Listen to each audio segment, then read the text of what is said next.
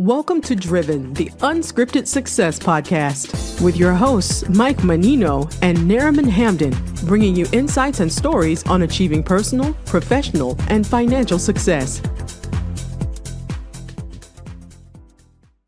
Hi, everybody. This is Michael Menino, and welcome to Driven Unscripted Success podcast. Today on the podcast, we're interviewing professionals who share their experience with you, the audience, on how they got to where they're at today. And zooming from the beautiful island of Naples, Florida, is Debbie Wildrick, correct? Correct. And she's in new startups and beverage companies and 7-Eleven and all these things. Let me turn that over to her. Debbie, could you do me a quick favor and just give a brief intro where you came from, how you got to where you're at right now? Yeah. So I was actually I'm actually from the Midwest and grew up in the Midwest and spent most of my adult life actually in Texas and have been in the food and beverage business all my career. I started out merchandising in Kroger stores in the Dallas-Fort Worth market, and the rest goes on. I truly believe to be successful in this business that you have to start on the street, if you will, and worked for a couple of different brands building businesses, and then went to work for 7-Eleven and ran beverages for 7-Eleven, which was a $4 billion business, making decisions as to what products go on the shelf, and then left to go to work for a functional beverage that was really, really cool product. And that leapfrogged me into continuing to not only directly work for early stage or startup brands, but then eventually to help them from a consulting perspective. So have been in the industry all my career and always driven to move forward and upward, both financially as well as certainly career-wise. Oh, beautiful. Awesome. That's fantastic. Sounds like you had a long, lustrous career. I have. That's awesome. I know one thing and one thing only. There's a lot of competition in what you do. And I mean, we see brands come and go every day. Guessing what you do in your space, what sets you apart from all the other not so great competition? What comes easy to you? What comes easy to me? Well, my sweet spot has always been sales and distribution. So I have a real understanding of channels, what it takes to get on the shelf and get to market and the retailer community and how to get it there. And so, as a consultant today, I have experience in every single vertical in this industry. So whether it's how to ship your products to the retailer or what consumer messaging you need to really have to differentiate your product, because one of the things that you pointed out is this business is extremely competitive, and I specialize in both food and beverage. I have more experience in beverages, but certainly food. And usually I would say eight out of 10 beverages or food products will fail in the first year. And the second year of those two that don't fail, one out of every two may fail because of lack of knowledge or lack of funding. It's a very, very, very tough business. Well, 8 out of 10 failure rate that's high in any Yes. business, any industry. Mm-hmm. Mm-hmm. But you'd mentioned off camera that a lot of companies have a base, like Pepsi, Coca-Cola, or something like that, and then they introduce other ones and throw poop against the wall and see what sticks. Well, I would hope that they're not doing that, but that's the Pepsis and Coca-Colas of the world, and certainly on the alcohol side, Anheuser-Busch as an example, They have worked really hard over the years. A great example, Vitamin Water, who is very famous brand that I use launched. it. I use it occasionally too. Yeah, launched as a startup back in 2005, I want to say, and eventually sold to Coca-Cola for 4.1 billion. And what happens with the big brands, Coke and Pepsi both during that time tried to introduce flavored waters, vitamin water types, and they have to go through so much internally to prove their return on investment, their marketing dollars, et cetera, that it's become much easier over the years for them to buy those brands that They're expand doing their well. portfolio. What's Yeah, that? it's easier than to buy the business instead of start one. That's exactly right. But they're buying businesses. So I have clients ask me all the time, how do I get in front of a Coke or a Pepsi or even Dr. Pepper group? And it's they're buying distribution. So you have already built your brand to the point that you've pretty much built a national distribution model. You've got success in your turns at retail, and they're buying a brand that they can just put into their model and System. yeah, system. Just buying a new brand to put into the system, put it on Hmm. another truck, get it going. You've already got the place you're dropping it off at. You might as well use us. It's a systems and process. I love hopping on the systems and process. Yeah, absolutely. That's what I do in real estate. We buy multifamily real estate, and I hop on systems and processes that are working, and it's really one of the greatest things in the world. So you do that. You do the same thing I do on a different industry. Different If someone industry. lists if someone's listening to this and wants to get better at what you do, I mean, what you were talking about sounds hard to do what you do. Trying to figure out the markets and then and trying to get people to buy. I mean, especially new products seems harder than anything. What tips and tricks would you do? What would you suggest for them to do to get better at what you do? Well, first of all, knowledge is everything. True. And so gaining the experience, I'm actually getting ready to publish a program, which is a 10 pillar program on how to build your business and all the 10 pillars that you need to understand and understand thoroughly in order to get it done.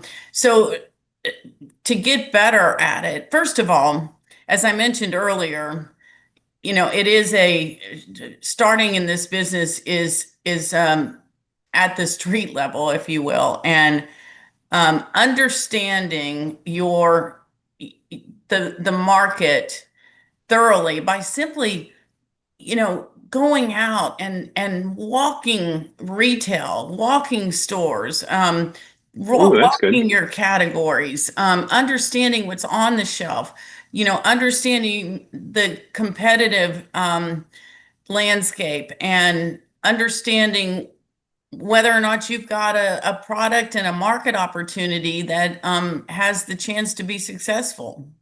Is I got a quick question for you. Someone told me that where the product is in the refrigerator or in the market is a lot. Like they want it above 3 feet and below 6 feet, or certain viewing areas do better than most. It's called eye level. Eye Yes. level? Yes, it's called eye level. And what happens, and this has been going on for years and years Yeah. and years, is Mhm. that in every single category, and the products that the way that those shelves are actually built, people use the term all the time, you have to buy shelf space. No, you don't. The retailer of today is managing all of their business based on category management. And so they're putting into a program, they're putting in all the products and the velocities and the highest turning products are the ones, believe it or not, that make the eye level, and then they go Yeah. from here to there. And what's frustrating about that is that if you're a new product, you don't have You velocity. don't get that spot. Yeah. And so, an entrepreneur may say, why did I get, how's the consumer going to find my product if it's on the bottom of the shelf, Right. shelf. So, um, but you have to work your way up there.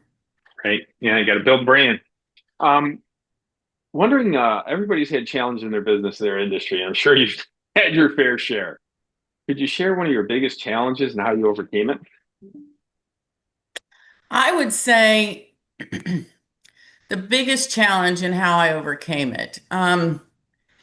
The the biggest challenge that I had was actually when I left 7-Eleven, I went to work for a company called FRS Healthy Energy, which I had been following. I actually met the Harvard the scientist up at Harvard who had actually created this beverage, and it was a quercetin-based beverage that was really high energy. It was a healthy energy drink that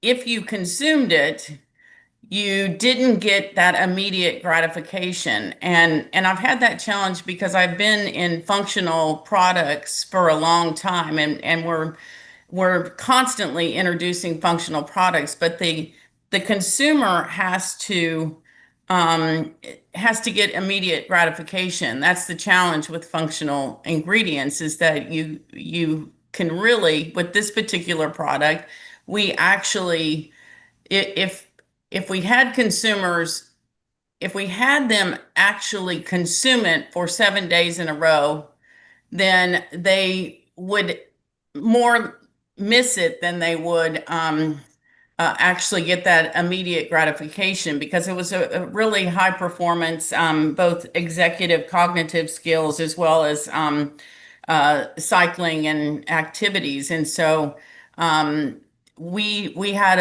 a real big challenge of getting the consumer to pull it off the shelf. And so we put ourselves into retail all over the western coast of the United States, and then we actually sold our first chain account and put displays out on the floor of 9 cases each, and the product sat there. And so how do you overcome something like that? Because you're going to get discontinued as easily as you get it on the floor. And so what we did is we created a marketing plan that would encourage the consumer to buy multiple packages at once. So we created 4 packs instead of single serve, and actually ran marketing promotions that would encourage them to buy this multiple pack, and marketed, try us for 4 days, try us for 7 days, um, and that really helped move the product um, further off the shelf. Now, I will tell you, those are the kinds of decisions and that you have to make all the time. I told somebody the other day, it's not unusual for a brand in the first 5 to 10 years to maybe make messaging and branding changes 7 to 10 times. And so that's really how you have to overcome it. And sometimes it's it's even a challenge after you make those changes. Agreed. Agreed wholeheartedly. Uh, Sounds like there's some tough challenges that you've worked on. That's kind of cool. Sounds like things are going pretty well for your business right now, and it's your business too, right? You just started this up a little while ago. I did well. I've been doing it Your whole since career. yeah. Well, the consulting business has been quote unquote in place, Well, and good. I filled it in when I wasn't necessarily working for someone full time, and so yeah, been doing it since about 2011 in one fashion or another. But this new strategy to really build out this program and um, to monetize that so that I'm giving the opportunity for the brands to really learn from me without consulting with me, if you will. So I'm putting together a teaching and learning course that gives them the opportunity to understand the business inside and out. Sounds good. Sounds real Yeah. good. Love educational products. It's awesome. Um, wondering what you do looking forward to the future, and if you give anybody tips and tricks on creating passive income, and how to, you were talking about it, monetize and make money for doing nothing.